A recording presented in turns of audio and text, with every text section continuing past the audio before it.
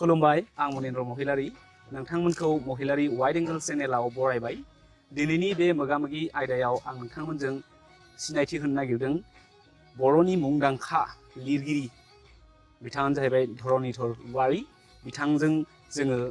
गोबां खोन्थाखौ सावरायगोन लोगोसे नोंथांमोना गोबाङानो मिथिखायो बिथांनि जोबोर मुंदांखा सल'मा बिजाब मैहुर बेनि सायाव जोङो सावरायगोन स' गिबियावनो आं बिथांनि सुंद' सिनायथिखौ होनो नागिरदों बिथाङा थांनाय 1948 मायथाइनि 4 डिसेम्बराव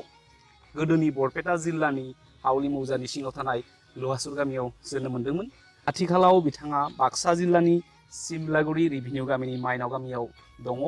लोगोसे बिथाङा 2008 मायथाइयाव बान्सबारि हाइस्कुलनिफ्राय आजिरा लादों सासे गाहाय फोरोंगिरि हिसाबै स' बिथाङा नैबे समाव बाक्सा जिल्लायाव दङ बिथांनि खायसे मुंदांखा बिजाबनि बागै बुंगोन बेनो जाहैबाय 1971 मायथाइयाव बिथाङा लिरदोंमोन खन्थाइ बिजाब मोदै लोगोसे शर्ट स्ट'रि 1979आव बेनो जाहैबाय गान्दु सिंनि लाइजाम गांसे लोगोसे 1980 मायथाइयाव बिथाङा लिरदोंमोन बर'नि मुंदांखा सल'मा बिजाब बेनो जाहैबाय मैहुर लोगोसे बिथाङा 2004 मायथाइयाव गांसे बर'नि रायथाइ बिजाब लिरदोंमोन बेनो जाहैबाय बर' थुनलाइनि महर गिबियावनो सारखौ महिलारि वाइड एंगल चेनेलाव बरायग्रोना लानाय जाबाय सार नोंथांनि माखासे बिजाबखौ जों मिथिनो हाबाय नोंथाङा जाखिनिखौ मुंख'दों बेफोरनि मादाव आङो दिनै नैबे मैहुर सल'मानि सायाव सुंद'यै सावरायनो लादों स' सार नोंथाङा मैहुर सल'माखौ 1980 मायथाइयाव लिरदों स' बे मैहुर सल'माखौ जों फरायोब्ला जों गाहायैनो माने जोंनि मानास हाग्रामानि सेराव रायजो जाबोनाय बर' सुबुंनि सुखु दुखु बेखौ मोननो थाङो मैहुर सल'माखौ मा बिथिंथिंजाय लिरदोंमोन आं बेखौ 1979आव जेब्लानाखि पिक पिरियडमोन असम आन्दलननि बेयाव फार्स्ट माबानो जाबाय हाबाफारियानो जाबाय नन कपारेसन बे नन कपारेसनाव सानबानिमोन बेनिखायनो बे सानबायाव मा खालामना थानो होननानै हठात आं गोसोखांदों बे मानासनि सायावनो मोनसे सल'मा लिरनोसै आरो बिनि बायदिसिना खायसे लिरना दोनजायै बा अलिखित जायखौ बुङो बिदि जाथाय जागासिनो थादोंमोन बे ओनसोलाव बर'फोरनि गेजेराव बे मानास हाग्रामाखौ लानानैनो सोरबा मैगं खानो थाङो लन्थि खानो थाङो मै गावनो थाङो ना गुरनो थाङो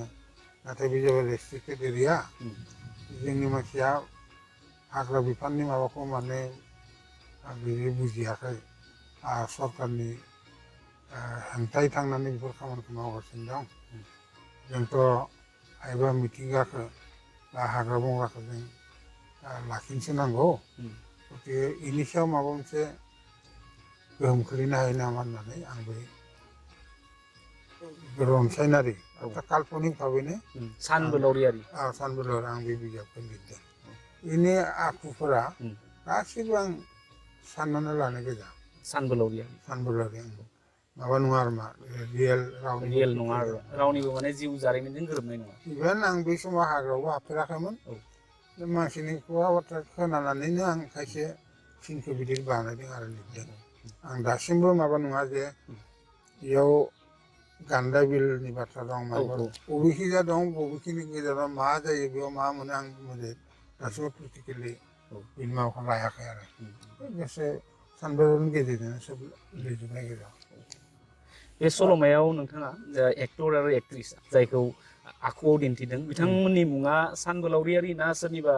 गासिबो सानबोलावरि बेवहाय माने दैलि लाइफआव जों बै समाव माबायदि रायजो जाबोदों बेनि सायावनो बेस खालामनानै ओमफ्राय सार मैहुर सल'माखौ नोंथाङा जि लिरबाय बेवहाय जोंनि बे मानासनि साखाथिनि गामियारि हालामनि सोरनिबा थुलुंगा लादोंमोन नामा बै समाव रावनिबो लानाय जायाखै आं हारसिंनो साननानै माबानाय लिरनाय बाथ्रा बे समाव बिदि थुलुंगा होथावथाव होनो गोरों हानाय मानसियानो गैयामोन बेयाव लिटारेट मानसियानो गैयामोन बुंनो थांबा आं बे समाव फैदों बेवहाय 68आव फैदोंमोन आं डिसेम्बराव बे आं जितु एम इ स्कुल गायसनखानाय एम इ स्कुलावनो आं माने भेन्सारमोन नालाय बेयाव खामानि मावफैदों बेयाव मेट्रिक पास मानसियानो गैयामोन आंखौ बिए परीक्षा फाइनाल परीक्षा होनाय बोसोरावनो रिजाल्ट मोनि सिगाङावनो खिन्थु बोरैबाबा बुंनो थांब्ला हमना लायनाय बायदि जादों बर'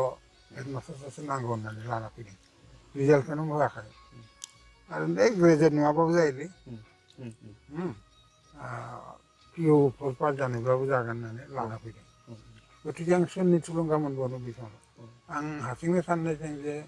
बिजाबखौ लिरगोन नाथाय एकाडेमिक साइडखौबो नायनानैसो आं लिरगोन जाहाथे भबिष्यत खामानियाव फैयो ओरैनो मोनसेल' जाथायखौ लानानै लिराखै जाथाया काल्पनिक नालाय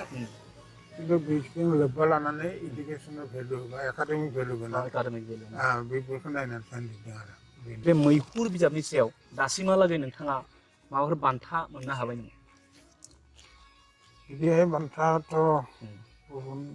मोनाखैब्लाबो रायजोफोरा जे बा फरायसा फरायसुलिफोरा जे अनसायदों आं बेखौ हमनो हादों आरो मा थांनाय 1997आव दुलायाजानाव जानाय बर' थुनलाइ आफादनि बे समाव आंनो बे समेश्वरी ब्रह्म थुनलाइयारि बान्थाखौ होदों दिनै बेनिफ्राय बड'लेण्ड टेरिटरियेल काउन्सिलाबो जानो हागौ बिजाबनि सायावनो सोलोंनानै आंनो 2014आव प्रमद चन्द्र ब्रह्म थुनलाइयारि बान्थाखौ ओमफ्राय आसाम सरकाराबो बेखौ बेल' नङा गुबुन गुबुन बिजाबनि माबाखौ नायनानै लिरगिरि हिसाबै बिथांमोना जानो हागौ सिनायथि होदों आंखौ बेनिखायनो 2011आव आंनो आसाम सरकारनिफ्राय थुनलाइयारि पेन्सन होदों आरो बेखौ आं दासिम मोनगासिनो दं बेनो बान्थानिफ्राय ओमफ्राय नै बावैसो मेन अफ दि इयार बान्था होदों इंखं अर्गानाइजेसना बिजनिनिफ्राय इंखं मेन अफ दा इयार बेखिनियानो नोंथाङा मैहुर सल'मानि सायाव मोननाया सारा बे थुनलाइनि बिथिङाव थुनलाइ सोरजिनो नोंथाङा बेसेबांसो मायथाइयाव गिबि आगानखौ होजेनग्रोदोंमोन? गिबि आगानखौ होनाय जादों 1975आव माने अत्यन्त माबा भाबै आंखौ प्लेन प्रग्रामनि गेजेरजों बै समनि बरपेटा जिल्ला बर' थुनलाइ आफादनि माबाखौ रुपहि बारलांनानै बै मा बाजार होनोमोन बर' बाजार बेवहाय मायथाइखिया माबामोन बेयाव आंखौ सानैसो मानसिया राब्रा लाना थांदों आं खुनु दिन बर' संगठन साहित्य सभा बा माबाफ्राव आं थांनो बे समाव माबा गैयामोन आंबो खामानि मावफुदोंल'नो बेवहाय भेन्सार स्कुल बेखायनो आंखौ लिंहरनानै बे बिखेखै आंखौ थुनलाइ आफादाव बोजबनायनि गाहाय माबायानो जाहैबाय बिथां रुंसारि महेस्वर बसुमतारी फाख्रिगुरिनि सालबारि आंखौ खालि बै माबायावनो 75आवनो आंखौ आफादगिरि हिसाबै सायख'दों पुष्पकान्त बसुमतारीनि उनाव आंनो नैथि आफादगिरि बरपेटा जिल्ला बर' साहित्य सभानि ओमफ्राय बे मोनथाम टार्मसनि थाखाय आफादगिरि बिबानाव आंखौ लाखिदों रायजोफोरा 1975निफ्राय 1983 पर्यन्त बे साहित्य सभानि सासे मावथि हिसाबै आंखौ समाजा बरायदोंमोन आरो बिदिनो गुबुन गुबुन फिसा बिला ओरैनो साबकमिटिफोराव आंखौ सेन्ट्रेलनि बर' थुनलाइ आफादाव आंनो बिबान होदोंमोन आरो बयनिख्रुइ देरसिन बिबानानो जाहैबाय थैहाबना थानाय दि बड' माउथपिस साहित्य सभा बेयो 1983सिम 8 इस्युल' दिहुनजादोंमोन 1952निफ्राय 1983सिम मात्र 80 बिसानल' दिहुनजादोंमोन बे बड'आ थैहाबना थादों बेनिखायनो आंनो बै समाव जेब्लानाखि गाहाय सुजुगिरिनि बिबानखौ होबाय 1984 बे 84आव बे समाव गसाइगावआव जादोंमोन कनफारेन्सआ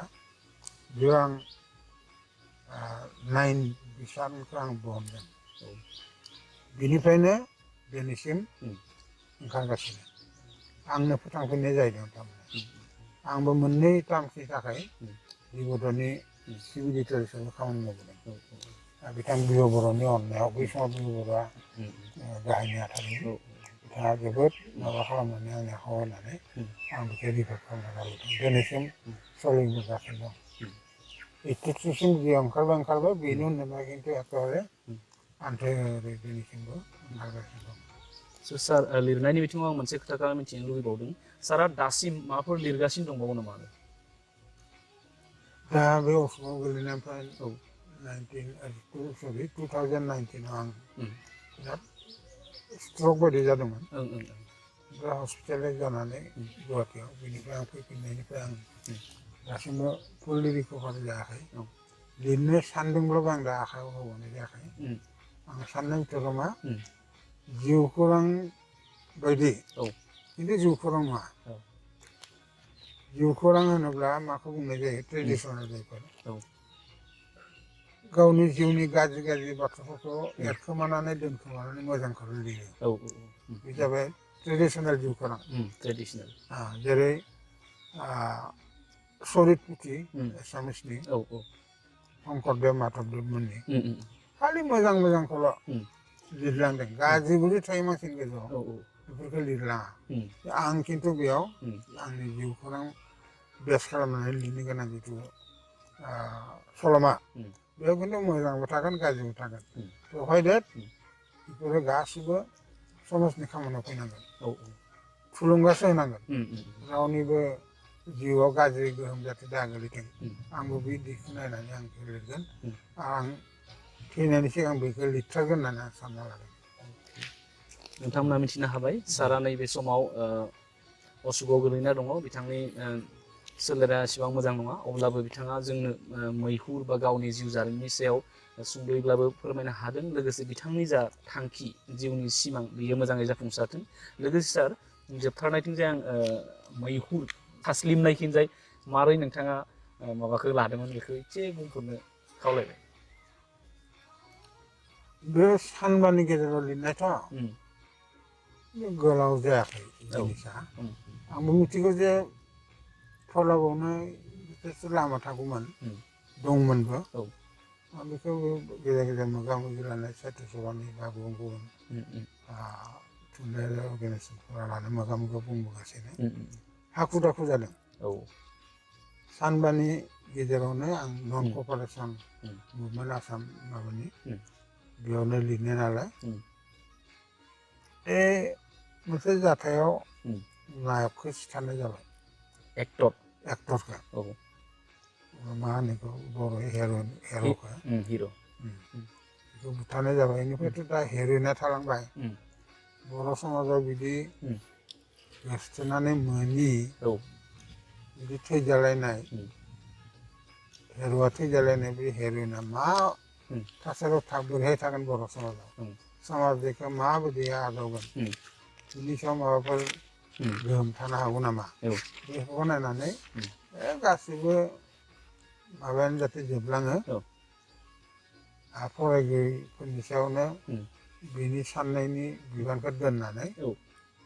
हिर'इनखौ आं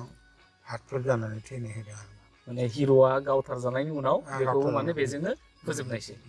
माने गासै केरेक्टार्सआ बेखिनियावनो स्टप जाहैबाय ओमफ्राय फोलावबावजागौमोन आरो बै समाव नाथाय समनि आंखालाव दिनै नोंथांमोना मिथिनो हाबाय मैहुर सल'मानि सायाव बिथाङा धरनीधर वारी सारमोन बिथाङा गावनि जा मोन्दांथि जा फिलिंस जाखिनि कनसेप्ट बेखौ नोंथांमोननो फोरमायना होबाय लोगोसे नैबे मैहुर सल'माया आथिखालाव नैबे समाव मोनसे मोगथाङारि फिल्म जानो थांगासिनो दङ बेनि शुटिंआ अलरेडि 50% जोबनानै थांबाय बेयो अल इन्डिया रेडिअ'नि बर' सेक्सनावबो सम सम सल'मा महरै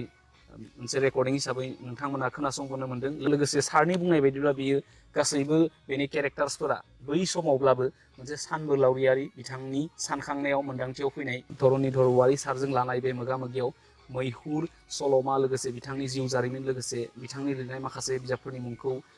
मिथिनो हाबाय लोगोसे बिथाङा नैबे समाव जोबोर बिथांनि देहाया अखुस्थ' माने बेरामनि जानानै दङ अब्लाबो बिथाङा सम होनायनि थाखाय सारनिसिम रोजा रोजा साबायखर थाबाय लोगोसे नोंथांमोनखौ बे भिडिअखौ नायनानै माबायदि मोनखो बेनि सायाव कमेन्ट्सनि जोहै सोंलुखौ सोंहरनो फिन खावलायनाय थाबाय दिनैनि बे मोगा मोगि आयदायाव बेखिनिखौनो सावरायनानै आं दोनथ'नो लाबाय गोजोन्थों